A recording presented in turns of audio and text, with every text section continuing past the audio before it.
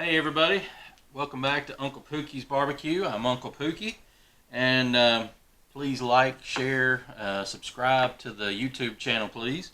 Today we're going to work on a whole beef tenderloin.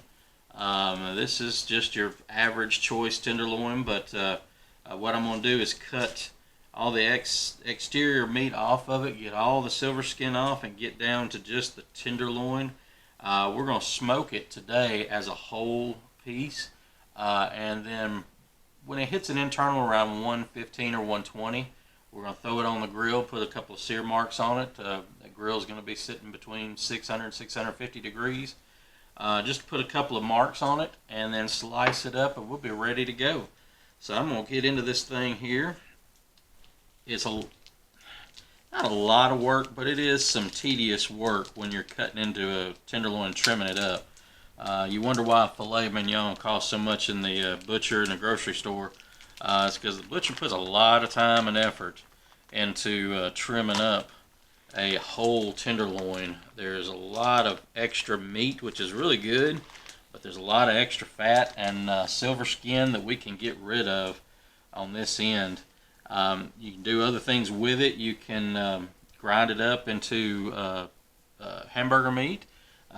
What we like to do is take it, piece it off, leave some of the fat in there, but piece it up and make it into fajita meat. So that can be good as well. You'll find there's some hard fat areas depending on how the processing plant does with it.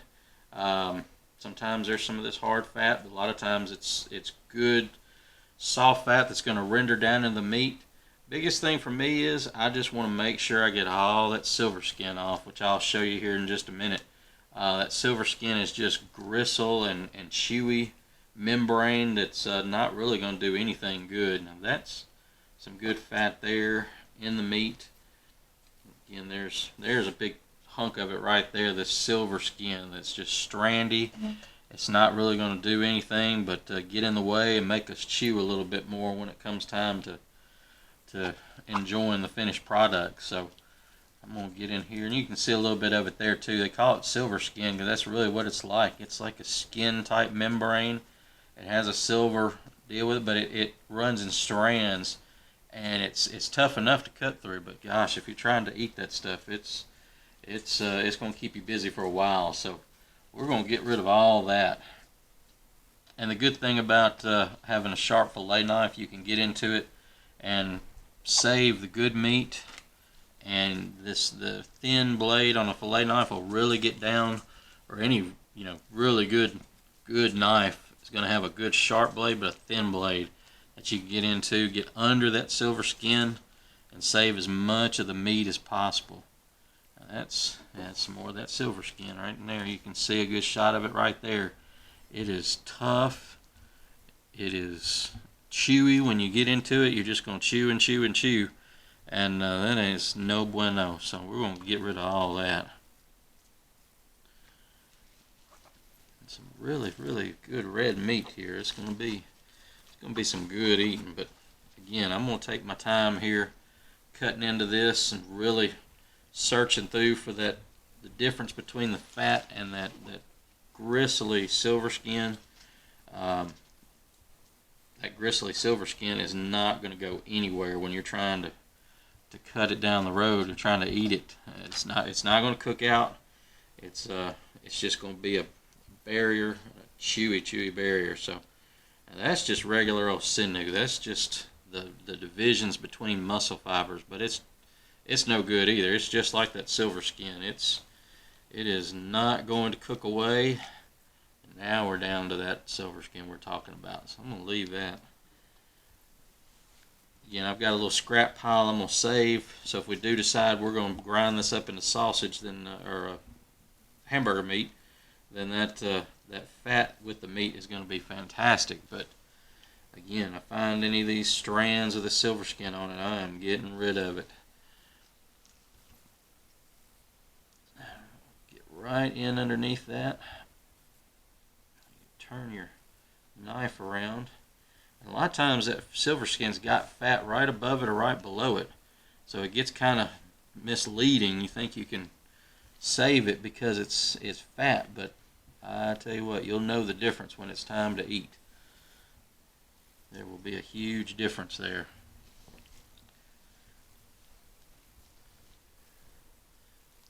A lot of times you do like I just did. You can get your finger right underneath there. You don't even have to look for it and cut underneath it. If the meat will separate from that silver skin, that just makes your job that much easier. I'm going to continue on with this. This is kind of a long, drawn-out process, but I'm going to continue carving away. I'm going to come back here in just a minute and show you the final product, what we have scrap meat left over and the actual tenderloin itself that we're going to throw up on the smoker. So stay tuned here. We'll be right back. Alright guys, we're back, and this is what we have left over. This is the good scrap meat. It's fat, and the meat, the chine meat, that there's a little muscle group on the end. That's where this came from as well. But these scrap meat and fat here will be great for fajitas, again for steak tacos, anything like that. This other little piece of meat was so big, I'm going to go ahead and cook it just like I am the full tenderloin on the smoker, and it'll just be more steaks for everybody here. This was our silver skin and fat and some of the meat we had to cut off to get that silver skin out.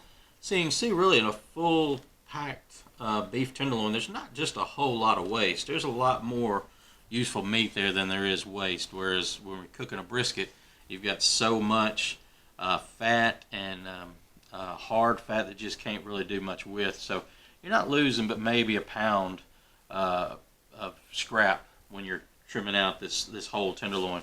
What I'm going to do is put this on the smoker. Like I said, we're going to found a little scrap there. We're going to cook this to an internal temperature of about 115 to 120, and then I'm going to throw this on the hot grill. Like I said, just get some grill marks on it, sear off the outside. And I'm going to come back when we come inside, and we're just going to cut it into small steak portions. We were wanting steak this weekend, and remembered I had the tenderloin in the freezer, so this will work great for that. Basically, a smoked tenderloin steak or smoked filet mignon is going to be a great end product. We're going to season it up with my all-purpose salt and pepper love. It's just basically a blend of salt, pepper, garlic, and onion powders. It is a coarser salt, so it's not like just plain old table salt that would just blow you away. This coarse kosher salt does a lot more for the tenderizing of the meat. It's not as salty as regular iodized salt, so it does great for beef or really anything. That's why it is an all-purpose seasoning, but does great to help tenderize the meat, kind of do a salt brine or a dry brine with it. Does a wonderful job, so not afraid to go a little bit heavy on that end. And then for the final, we are going to use my steak and burger love. Again, it's kind of a blend of salt and pepper. Got a heavy dose of garlic on it. It's got some onion powder to it. But it's coming in with a beefier flavor. It's got some thyme and some red pepper. Also a little Worcestershire powder. So it really steps up the beef game here. Just comes out really, really good. I've got some customers that are using it on their fish and their vegetables. I don't have them put any MSG in these products, so that helps with folks that have intolerance to MSG. I know I've heard some people that really appreciate it because their spouses will get headaches from MSG. So we'll make sure everyone knows that is one of the benefits to these products. The salt and pepper love and the steak and burger love do not have any MSG in them, so that's a good thing to know if you have any of the problems with MSG. So that's good. We wanted to put a good coat on this, and it looks like we have done that. Not really rubbing it, but just patting it in so that it is getting all the way around. We're going to save this for later. I'm going to put it in a Ziploc bag, freeze it up, chunk the trash, but we're going to throw this on the smoker and get things going. So hang on here, we'll be right back. Alright guys, we are back. We've just put the beef tenderloin and its stubby little buddy on the smoker. Got this smoker dialed into about 250 degrees, so I'm going to close the lid before it starts to get out of hand. We're going to cook this tenderloin for about an hour. I'm going to check the internal temps in about 45 minutes. I want to see an internal temperature of around 115 to 120 degrees. What I'm going to do is take it off the smoker when it hits that range, in the thickest part of the middle, that thick middle piece of that tenderloin. Once it hits about 115 to 120, I'm going to throw it on a hot grill. Cook the final temp in the middle of that tenderloin is going to be right around 130. I want a good medium to medium rare. The ends, of course, will be a little more done, but we're going to have some company over, so they're going to enjoy a little more well done steak there. Those middle sections, I want them to be as close to 135 as a final temp as I can get it. So we're going to leave this on. We're going to check it in about 45 minutes and throw it on the hot grill, and we're going to go from there. We'll see you soon. Alright guys, we've just taken the beef tenderloin off of the Uncle Pookie drum, and we're going to sear this thing off. This thing, the grill grates are hot. They're about 650 degrees. We're just going to leave them on for a couple of minutes. You can see we've got a little bit of sear already going from just flipping it one time. So I'm going to close it down. We're going to give it a few more minutes and then be ready for the goodness. We'll be right back. Stay tuned. Alright everybody, we are back with the finished product. My beef tenderloin smoked, and didn't really get much sear time on it. It was cooking pretty hot, ready to go, but she's gonna be good. And then its little nubby neighbor here, so I'm gonna cut into this piece real quick just to kind of show you. Oh man, juicy. Let all those juices come back to it. It's in good shape. And we're gonna cut in the end here just to kind of show you. Fantastic, man. It has got the nice juiciness to it. I'm not going to cut into the middle of it right now. I want to make sure that we are going to keep as much of it as possible. Ooh, warm pink center, that's what we like. This one turned out absolutely perfect. So again, it's a little bit of work to it when it comes to trimming off all the excess meat and all that silver skin on a beef tenderloin. It is definitely worth it. If you like filet mignon, this is what it comes from. Beef tenderloin. It's fantastic. It's not a difficult cook at all. We smoked it for about an hour on the Uncle Pookie drum, and then had in the meanwhile we got the Jealous Devil charcoal blazing hot. It's their lingo, their catchphrase. It's hotter than hell, and it truly was. It was scalding hot. But it's fantastic charcoal to cook with. Got that on the grill, got the grill grates hot. I mean, we were running around 650 degrees. Put a couple of marks on it just to make it pretty, but it was blazing hot, ready to go. So I wanted to get it off of there before it got overcooked. So anyway, the beef tenderloin is a great cook. I highly advise you give it a try. Please like and subscribe to the YouTube channel. Like the video. And if you ever have any questions, you can leave comments on that. Try to check that on a regular basis and get back with you. I appreciate you watching the videos, and just thank you again. Have a good week.